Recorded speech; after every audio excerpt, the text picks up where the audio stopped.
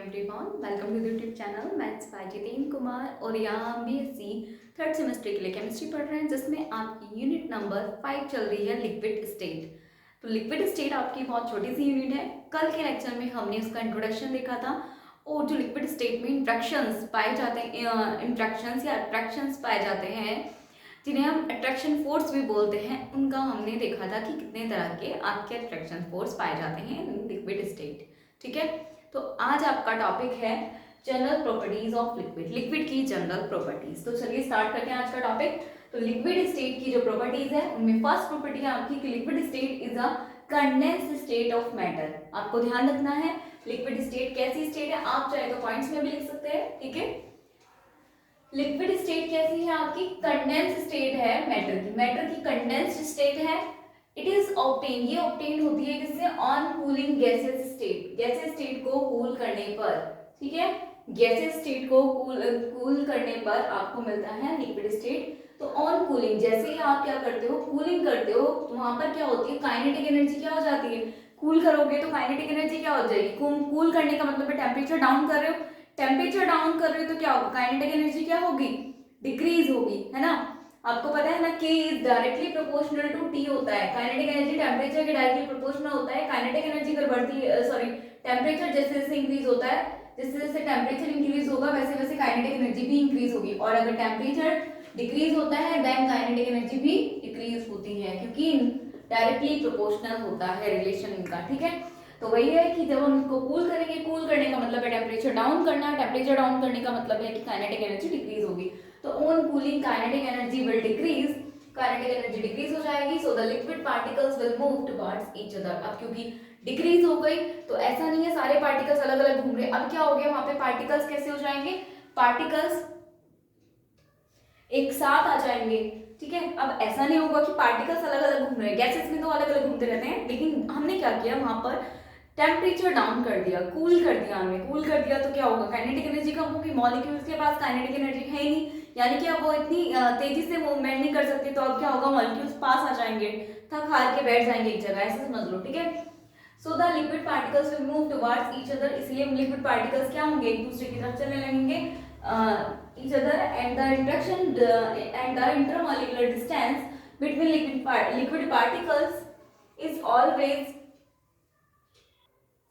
Always less than gases particle. आपको पता है इसीलिए इंटरमॉलिक्यूलर डिस्टेंस कैसी होगी, लिक्विड पार्टिकल्स में गैसेस पार्टिकल से कम हो जाती है, क्योंकि इसके मॉलिक्यूल्स तो दूर दूर चले जाते हैं। ठीक है, कहीं भी दूर दूर चले जाते हैं, तो दो मॉलिक्यूल्स के बीच की जब हम डिस्टेंस देखते हैं, इंटरमॉलिक्यूलर डिस्टेंस देखते हैं, तो वहां पर क्या हो जाती है, बहुत ज्यादा होती है। लेकिन लिक्विड स्टेट में क्या है, आपका जो मॉलिक्यूल्स है उनकी काइनेटिक एनर्जी कम हो चुकी है, अब वो थका के एक जगह बैठ चुके हैं, कलेक्ट उसमें पास आ चुके हैं। अब जब पास आ चुके हैं तो क्या होगा, उनके बीच की डिस्टेंस यानी कि इंटरन्यूक्लियर डिस्टेंस जिसे हम बोलते हैं, इंटरमॉलिक्यूलर डिस्टेंस जिसे हम बोलते हैं, वो क्या हो जाएगी, वहां पे कम हो जाएगी गैसेस पार्टिकल्स की रिस्पेक्ट में।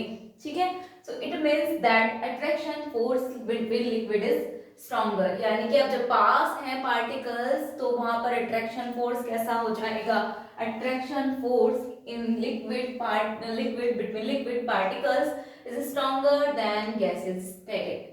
क्या हो जाएगी, लिक्विड पार्टिकल्स में अट्रैक्शन फोर्स ज्यादा हो जाएगा गैसेस स्टेट से, और ये कितना ज्यादा होगा, it is nearly 10 to the power 5 times stronger than gases. आपको ध्यान रखना है कितना ज्यादा होगा आपका अट्रैक्शन फोर्स। ये तो पता चल गया कि लिक्विड में जो लिक्विड पार्टिकल्स है उनके बीच में लगने वाला अट्रैक्शन फोर्स गैसेस पार्टिकल्स के बीच लगने वाले अट्रैक्शन फोर्स से ज्यादा हो जाएगा, और कितना ज्यादा हो जाएगा, 10 टू द पावर 5 टाइम्स ज्यादा हो जाएगा। ठीक है, चलिए, the interaction force या attraction force, the interaction force in liquid particles is intermediate। ये हमने देखा था कि intermediate होता है between solid and gases, ये भी हमने देखा था कि solid और गैसों के बीच लगने वाले interaction force के का intermediate होता है आपका liquid particles के बीच लगने वाला interaction force। ठीक है, आपने देखा था solid particles में लगने वाला interaction force बहुत ज्यादा हाई होता है, मॉलिक्यूल्स बहुत ज्यादा पास होते हैं, इतने पास कि वो मूवमेंट भी नहीं कर सकते, सिर्फ वाइब्रेट कर सकते हैं। लेकिन गैसेस पार्टिकल में क्या देखा था हमने कि जो उनके पार्टिकल्स है वो इतने दूर दूर रहते हैं, रैंडमली कहीं भी उनके बीच में कोई इंट्रैक्शन नहीं होता, हम नेग्लिजिबल मान लेते हैं। अब जो लिक्विड है वो गैस और सॉलिड दोनों के बीच की है, तो उनके बीच में जो लिक्विड के पार्टिकल्स होंगे उनके बीच में कैसा इंट्रैक्शन फोर्स होगा, वो इंटरमीडिएट इंट्रैक्शन या इंटरमीडिएट अट्रैक्शन फोर्स बोल सकते हैं हम। लिक्विड स्टेट में सॉलिड स्टेट और गैसियस स्टेट का इंटरमीडिएट अट्रैक्शन फोर्स वर्क करता है। तो वही लिखा है हमने कि the interaction force in liquid particles में जो इंट्रैक्शन फोर्स होगा वो आपका इंटरमीडिएट होगा बिटवीन सॉलिड और गैसेस, जितना गैस और सॉलिड में मिलता है उसके बीच की अवस्था होगी, ठीक है। It means that in liquid state, इसका मतलब कि लिक्विड स्टेट में जो इंट्रैक्शन है वो ना तो इतना ज्यादा होगा, इसका मतलब कंक्लूजन ये निकलता है, इट मीन्स दैट कि जो आपका लिक्विड स्टेट में क्या होगा, interaction is not so stronger, उतना स्ट्रॉन्गर इंट्रैक्शन नहीं होगा कि क्या करे, पार्टिकल का मूवमेंट ही रोक दे, टू चेक एनी मूवमेंट, यानी कि इतना स्ट्रॉन्गर इंट्रैक्शन या अट्रैक्शन नहीं होगा कि पार्टिकल्स का मूवमेंट ही रोक दे, और ना ही इतना कम होगा, and it is not so weaker to allow free movement of atom, और इतना ज्यादा भी नहीं, इतना कम भी इंट्रैक्शन नहीं होगा कि क्या हो, उनका अलाउ कर दे कि भाई तुम कहीं भी मूव करो, ठीक है, फ्रीली मूवमेंट के लिए परमिशन दे दे, एटम जो है आपका फ्रीली मूव कर पाए, ठीक है। लिक्विड स्टेट में ना तो इतना ज्यादा स्ट्रॉन्ग जो अट्रैक्शन है वो मिलता है जैसा कि सॉलिड में मिलता है कि मूवमेंट ही ना हो, और ना ही लिक्विड स्टेट में इतना कम इंट्रैक्शन फोर्स या अट्रैक्शन फोर्स मिलेगा जैसे कि गैसों में होता है कि पार्टिकल्स कहीं भी घूम पाए, ठीक है। आगे देखते हैं, it means that in liquid, इसका मतलब लिक्विड में कैसा है, atom will move in a fix area, इसका मतलब लिक्विड में कैसा इंट्रैक्शन है कि एटम मूव तो कर पाएंगे लेकिन एक फिक्स्ड एरिया में ही, ठीक है, और बाउंड्री, या जिसे हम बोल सकते हैं कि एक बाउंड्री लाइन में या एक फिक्स्ड एरिया में ही लिक्विड के पार्टिकल्स मूव कर पाएंगे, ठीक है।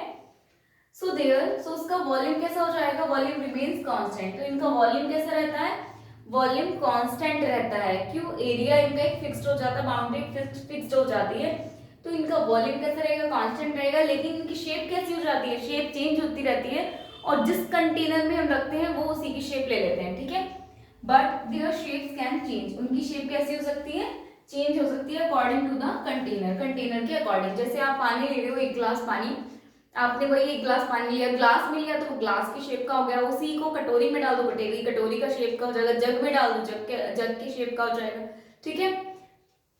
तो वही है कि लिक्विड में क्या होगा, एटम एक फिक्स्ड एरिया में मूव कर पाते हैं, उनका वॉल्यूम कांस्टेंट रहेगा लेकिन शेप चेंज हो जाती है अकॉर्डिंग टू द कंटेनर के अकॉर्डिंग। अब the temperature above which a liquid has been vaporized, ठीक है, यानी कि वो टेम्परेचर जिसके ऊपर क्या होता है, आपका कोई भी लिक्विड वेपराइज्ड हो जाता है, वाष्पशील हो जाता है, वाष्पित हो जाता है, उसे हम क्या बोलते हैं, बॉइलिंग पॉइंट, यानी कि उस टेम्परेचर को, जिस टेम्परेचर के ऊपर कोई भी आपका लिक्विड वेपराइज्ड हो जाता है उसे हम बोलते हैं boiling point of the liquid, और वो टेम्परेचर जिस पर क्या होगा, जिसके नीचे below which a liquid will convert, यानी कि वो टेम्परेचर जिसके नीचे कोई एक liquid will convert in solid, convert हो जाता है किसमें, सॉलिड में, या उसे हम क्या बोलेंगे, फ्रीजिंग पॉइंट। तो ध्यान रखिए यहाँ से आपके दो पॉइंट आ गए हैं, बॉइलिंग पॉइंट और कौन सा, फ्रीजिंग पॉइंट, ठीक है। बॉइलिंग पॉइंट क्या होगा, हम जब किसी लिक्विड को बॉईल करें, अब बॉईल किससे होगा, उसके टेम्परेचर से, अब बॉईल तो ज्यादा टेम्परेचर भी होता है ना, तो वो टेम्परेचर जिसके ऊपर किसी लिक्विड को क्या किया जाता है, वेपराइज्ड किया जाता है, ठीक है। हर लिक्विड का एक फिक्स्ड पॉइंट होता है कि इस पॉइंट के बाद अगर हम इसको गर्म करते हैं तो ये लिक्विड फॉर्म में नहीं रहने वाला, ये वेपर बन जाएगा, ठीक है।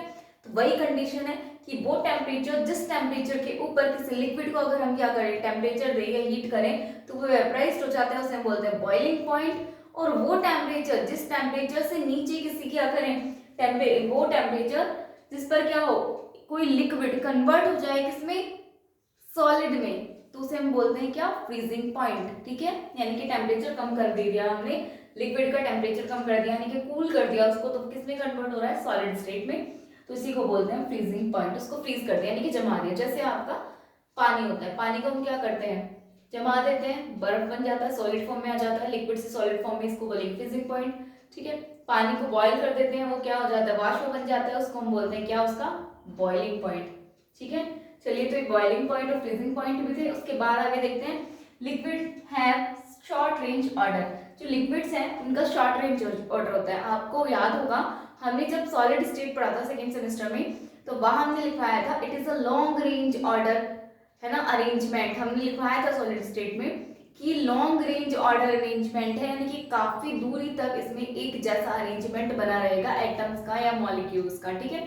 लेकिन लिक्विड्स क्या है, शॉर्ट रेंज ऑर्डर है, ठीक है, शॉर्ट रेंज ऑर्डर है because in liquid atom are arranged in asymmetric order, क्योंकि एटम कैसे होंगे इसमें एसिमेट्रिक ऑर्डर में अरेंज होंगे। उसमें तो हमने देखा था सॉलिड में एटम एक जैसे मैनर में अरेंज होते हैं काफी दूर तक, ठीक है। लेकिन यहाँ पर क्या होगा, ये शॉर्ट रेंज ऑर्डर होते हैं, क्योंकि लिक्विड में क्या हो जाएगा आपका एटम कैसे अरेंज होंगे इन एसिमेट्रिकल ऑर्डर, कोई सिमेट्री नहीं है वहां पर, तो एसिमेट्रिक ऑर्डर में है तो जल्दी से इजीली क्या हो जाएगा, उनका ऑर्डर ब्रेक हो जाएगा, ठीक है। तो ये थी आपकी जनरल प्रॉपर्टीज ऑफ लिक्विड जो कि बहुत इजी है। सबसे पहले तो क्या है, ये वेपराइज्ड, ये आपकी जो है कंडेंस स्टेट है, इसको गैस को कूल करके बनाया गया है। जब हम गैस की जो है कूल करते हैं तो उसकी काइनेटिक एनर्जी कम हो जाती है, कम हो जाने से वो क्या होगा, पार्टिकल्स पास आ जाते हैं तो वो लिक्विड फॉर्म में कन्वर्ट हो जाती है, लिक्विड फॉर्म में कन्वर्ट हो जाती है। और जैसे कन्वर्ट होगी तो अब क्या होगा, मॉलिक्यूल्स पास आए तो इनके बीच में अट्रैक्शन फोर्स बढ़ गया इन कंपैरिजन टू गैसेस, और अट्रैक्शन फोर्स कितना बढ़ा, 10⁵ टाइम्स बढ़ा। और जैसे वो पास आएंगे अब अट्रैक्शन फोर्स भी ज्यादा हो गया, इंटरमॉलिक्यूलर डिस्टेंस कम हो गई। और इसका मतलब क्या है कि जो आपकी लिक्विड स्टेट है उसमें क्या होगा, आपका सॉलिड के जैसा तो नहीं मिलता अट्रैक्शन फोर्स, ना गैसों जैसा मिलता, उसका उन दोनों के बीच की फॉर्म मिलती है, ना तो ज्यादा स्ट्रॉन्ग अट्रैक्शन ना ही ज्यादा वीकर अट्रैक्शन, ठीक है। ये हो गया। उसके बाद हमने देखा कि जो लिक्विड है वो एक फिक्स्ड एरिया में, फिक्स्ड बाउंड्री में ही मूवमेंट कर पाते हैं, उनकी शेप क्या होती है अकॉर्डिंग टू कंटेनर चेंज होती रहती है। और वो टेम्परेचर जिस पे कोई लिक्विड क्या होता है, जिसके ऊपर कोई लिक्विड वेपराइज्ड हो जाता है उसे हम बॉइलिंग पॉइंट कहते हैं, और वो टेम्परेचर जिसके नीचे कोई लिक्विड सॉलिड में कन्वर्ट हो जाता है उसे फ्रीजिंग पॉइंट कहते हैं, ठीक है। और लिक्विड्स का शॉर्ट रेंज ऑर्डर होता है, जबकि सॉलिड में हमने पढ़ा था वो लॉन्ग रेंज ऑर्डर है, क्योंकि एटम एक रेगुलर मैनर में अरेंज आता है, जबकि लिक्विड में क्या होगा, शॉर्ट रेंज ऑर्डर है, क्योंकि इसमें एटम्स एसिमेट्रिक अरेंजमेंट में रहते हैं, ठीक है। चलिए अब इसको एक बार नोट डाउन करिए, जनरल प्रॉपर्टीज ऑफ लिक्विड। उसके बाद हमारा नेक्स्ट टॉपिक आता है liquid crystals and there classification, यानी कि लिक्विड पार्टिकल्स और उनका क्लासिफिकेशन देखेंगे अब, ठीक है। चलिए पहले इसको एक बार नोट डाउन करिए।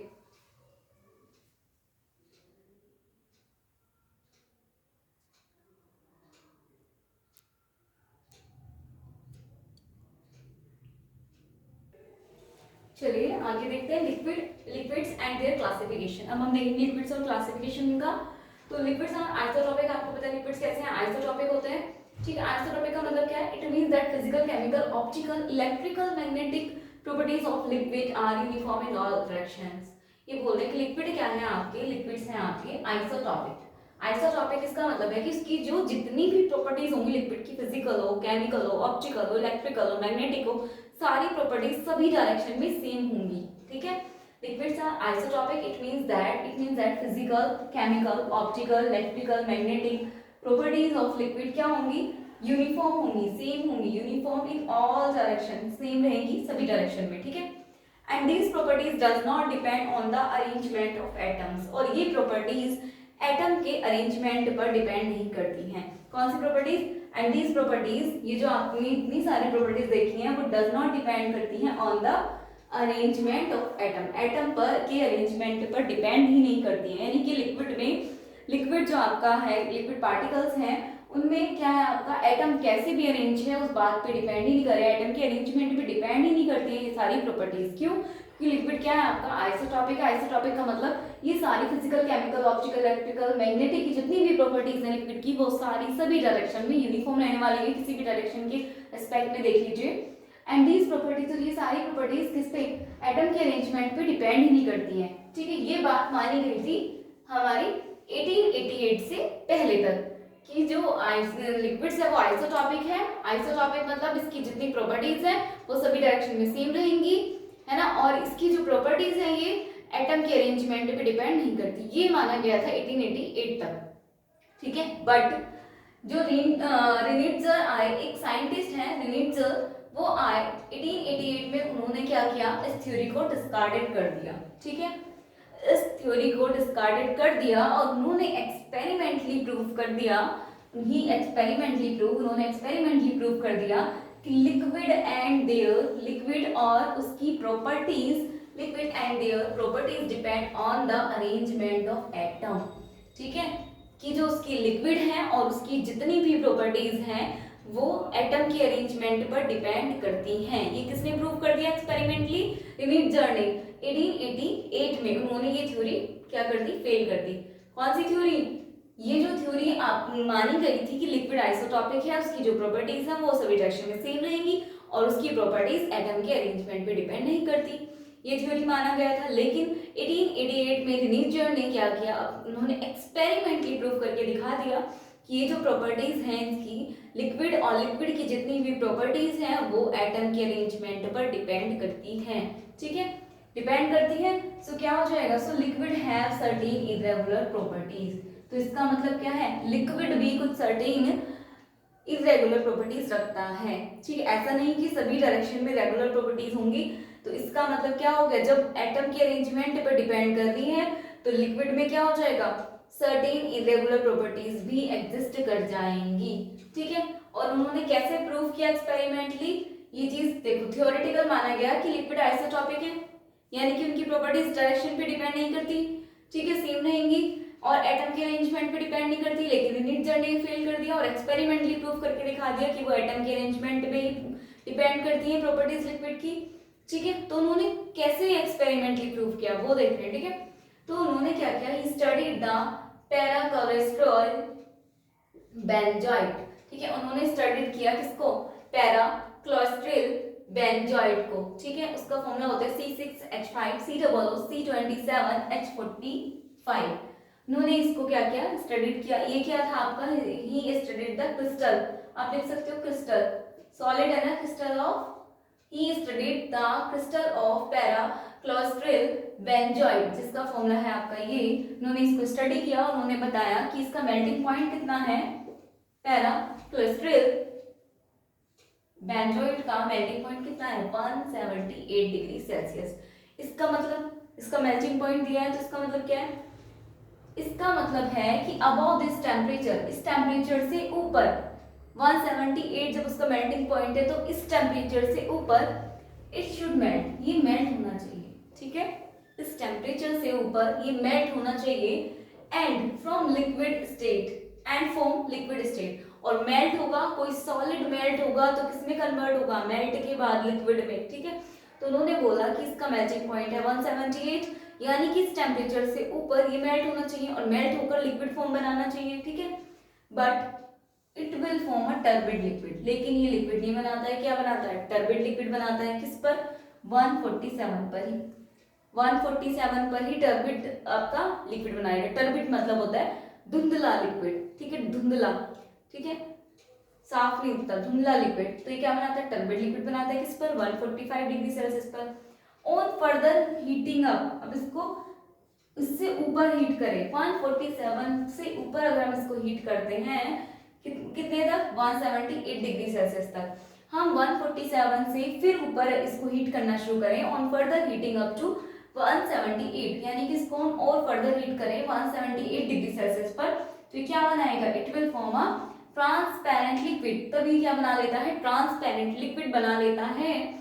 ठीक है, कब बनाते हैं ट्रांसपेरेंट लिक्विड? जब हम इसको 145 डिग्री सेल्सियस से ऊपर गर्म करते हैं, ऊपर हीट करते हैं। ठीक है, कहां तक? 178 डिग्री सेल्सियस तक, तो ये ट्रांसपेरेंट लिक्विड बनाता है। अब ये प्योर लिक्विड मतलब ट्रांसपेरेंट, जिसके आर पार देखा जा सके, क्लियर लिक्विड बनाता है। ठीक है, द सेम इफेक्ट, ये same effect has been observe on cooling liquid, और ये सेम आपका लिक्विड को कूल करते समय भी पाया गया। कैसे? जब हम इसको कूल करेंगे ना तो it will convert into turbid liquid, तो ये फिर से पहले टर्बिड लिक्विड में कन्वर्ट होगा और उसके बाद आपको ट्रांसपेरेंट या प्योर लिक्विड देगा, and finally into pure solid, pure solid देगा, प्योर सॉलिड। ठीक है, या ट्रांसपेरेंट सॉलिड देगा। समझिए बात को। उन्होंने जो पैराकोलेस्ट्रॉल बेंजोइट लिया उसका मेल्टिंग पॉइंट बताया 178, यानी कि इस टेम्परेचर से ऊपर अगर हम इसको हीट अप करेंगे तो ये किस में कन्वर्ट हो जाएगा? लिक्विड में, क्योंकि हमने लिखा है सॉलिड क्रिस्टल है ना, ये क्रिस्टल लिया है, तो अगर हम मेल्ट करेंगे तो मेल्ट के बाद ही लिक्विड में कन्वर्ट होना चाहिए 178 से ऊपर, लेकिन ये 145 पर ही लिक्विड में कन्वर्ट हो जाता है, लेकिन टर्बिड लिक्विड में। ठीक है। अब हम जब इसको 145 से ऊपर 178 तक हीटअप करते हैं तो ये कन्वर्ट हो जाता है कहाँ पे, प्योर लिक्विड में, ठीक है, या ट्रांसपेरेंट लिक्विड जिसमें बोलेंगे। ऐसा ही सेम होगा जब हम इसको लिक्विड से कूल करेंगे। अब कूल करेंगे इसलिए सॉलिड में कन्वर्ट करना है वापस से हमें लिक्विड को। अगर हम इसको फिर से कूल करते हैं तो फिर से क्या करता है, पहले टर्बिड लिक्विड बनाता है, उसके बाद ये फाइनली प्योर सॉलिड में कन्वर्ट होता है। यानी कि कहीं ना कहीं बीच में एक स्टेट जो आ रही है, ये स्टेट भी आ रही है, ठीक है।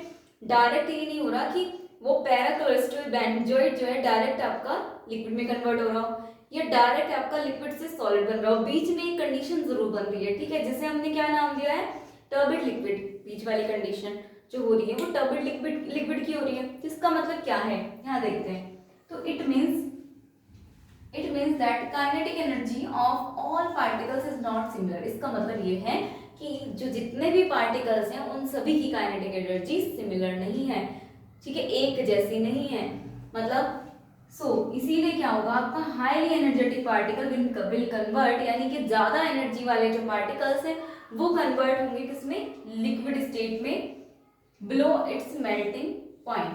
इसका मतलब जिनकी काइनेटिक एनर्जी ज्यादा है, हाईली एनर्जेटिक पार्टिकल्स, जिन पार्टिकल्स की एनर्जी ज्यादा है वो पहले कन्वर्ट हो जाएंगे लिक्विड स्टेट में, और वो भी किस पे, बिलो इट्स मेल्टिंग पॉइंट, अपने मेल्टिंग पॉइंट से पहले ही कन्वर्ट हो गए, क्योंकि उनकी एनर्जी, काइनेटिक एनर्जी इतनी हाई है कि वो अपने मेल्टिंग पॉइंट से पहले ही क्या हो गए, कन्वर्ट हो गए। समझिए इस बात को। 178 डिग्री सेल्सियस था इसका मेल्टिंग पॉइंट, लेकिन जो इसमें पार्टिकल्स होंगे, उन पार्टिकल्स की कुछ की काइनेटिक एनर्जी सबकी सेम नहीं होती है, तो कुछ की काइनेटिक एनर्जी इतनी ज्यादा होगी, इतनी ज्यादा कि वो 178 अपने मेल्टिंग पॉइंट से पहले ही कन्वर्ट हो जाएंगे लिक्विड स्टेट में, will convert into liquid state below it's melting point, अपने मेल्टिंग पॉइंट से पहले ही कन्वर्ट हो गए।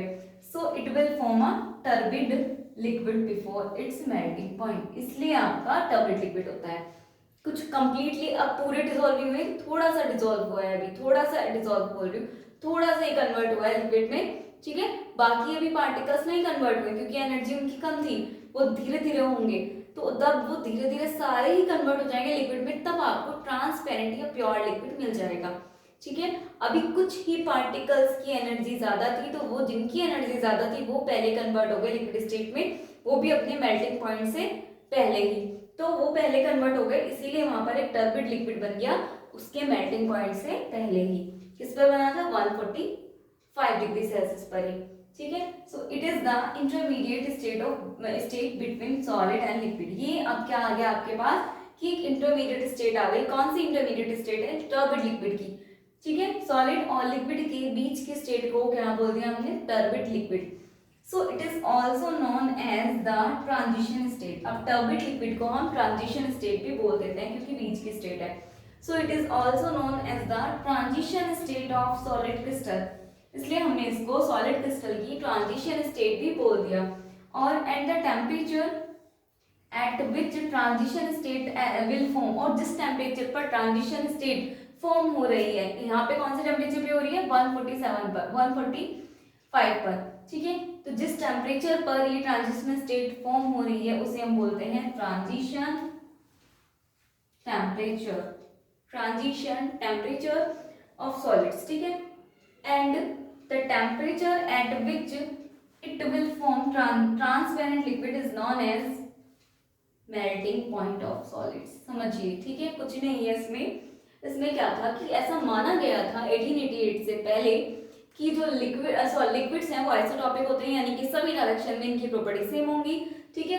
और इनका जो इनकी जो ये प्रॉपर्टीज है वो एटम के अरेंजमेंट पे डिपेंड नहीं करती। लेकिन नीटजर ने 1888 में ये थ्योरी को फेल किया और उन्होंने एक्सपेरिमेंटली प्रूव करके दिखाया कि लिक्विड और उसकी प्रॉपर्टीज एटम के अरेंजमेंट पे डिपेंड करती हैं, एटम के अरेंजमेंट पे डिपेंड करती हैं। तो इसलिए उन्होंने एक एक्सपेरिमेंट किया। एक्सपेरिमेंट के लिए उन्होंने स्टडी की एक सॉलिड क्रिस्टल पे ये स्टडी की, और वो उन्होंने क्रिस्टल लिया पैराक्रिस्टल बेंजोइट, जिसका फॉर्मूला है C6H5COO C27H45, और उन्होंने बताया कि जो पैराक्रिस्टल बेंजोइट है उसका मेल्टिंग पॉइंट है आपका 178, यानी कि मेल्टिंग पॉइंट है इसका, यानी कि इस टेम्परेचर से ऊपर अगर आप इसको हीट अप करते हो तो ये कन्वर्ट हो जाएगा लिक्विड में, मेल्ट हो जाएगा। मेल्ट होके क्या करेगा, सॉलिड मेल्ट होके कन्वर्ट होता है लिक्विड में। लेकिन जब आप इसको हीटअप करते हो तो ये क्या हो जाएगा, एक टर्बिड लिक्विड बनाता है। जब आप इसको हीटअप करते हो तो ये it should melt and form a liquid state but it will form a turbid liquid. तो आप जब जब इसको हीटअप करोगे तो लिक्विड में क्या होगा, पहले टर्बिड लिक्विड बनाएगा 147 145 पर ही, यानी कि आपने मेल्टिंग पॉइंट से पहले ही टर्बिड लिक्विड बना दिया इसने। अब अगर इसको फर्दर हीटअप करते हो 178 तक फिर भी आप, तब आपको ट्रांसपेरेंट मिलेगा आपको लिक्विड। सेम यही केस हुआ। अब हमने एक बार इसको मेल्ट करके देख लिया, तो हमने सोचा इसको अब इसको रिवर्स करके देखें, कूल करके देखें। तो जब हमने इसको कूल किया तो कूल करते टाइम भी यही हुआ, पहले ये कन्वर्ट हुआ टर्बिड लिक्विड में एंड देन ये बना हमारे पास प्योर सॉलिड क्रिस्टल। ठीक है, तो यानी कि बीच की कंडीशन आ रही है लिक्विड, जिसे हमने बोला ट्रांजिशन स्टेट, जिसको हमने बीच की कंडीशन को बोला ट्रांजिशन स्टेट ऑफ सॉलिड्स, और जिसको हमने क्या नाम दिया ट्रांजिशन स्टेट, और जिस टेम्परेचर पे ये आपकी ट्रांजिशन स्टेट जनरेट हो रही है उसको हमने नाम दिया ट्रांजिशन टेम्परेचर। और जिस टेम्परेचर पर हमें प्योर फॉर्म मिल रही है वो कौन सी होगी, मेल्टिंग पॉइंट। ठीक है, वो होगी आपकी मेल्टिंग पॉइंट। और ऐसा क्यों होता है, ये टर्बिड लिक्विड क्यों बनाता है, पहले ये टर्बिड लिक्विड बनाता है क्योंकि जो आपके पार्टिकल्स हैं सभी पार्टिकल्स की काइनेटिक एनर्जी सेम नहीं होती। कुछ पार्टिकल्स की काइनेटिक एनर्जी ज्यादा होती है, तो काइनेटिक एनर्जी ज्यादा है, हाईली एनर्जेटिक है, तो पहले ही कन्वर्ट हो जाते हैं लिक्विड में, अपने मेल्टिंग पॉइंट से पहले ही कन्वर्ट हो गए, इसीलिए ये टर्बिड लिक्विड आया। ठीक है, इसका रीजन ये था। ठीक है, चलिए पहले इसको एक बार नोट डाउन करिए, यहाँ स्पेस नहीं था तो मैंने यहाँ तक लिखा है, इसको एक बार रफ करके मुझे इसके आगे अभी मैं आगे भी लिखना है इसमें। ठीक है, चलिए पहले इसको एक बार नोट डाउन करिए।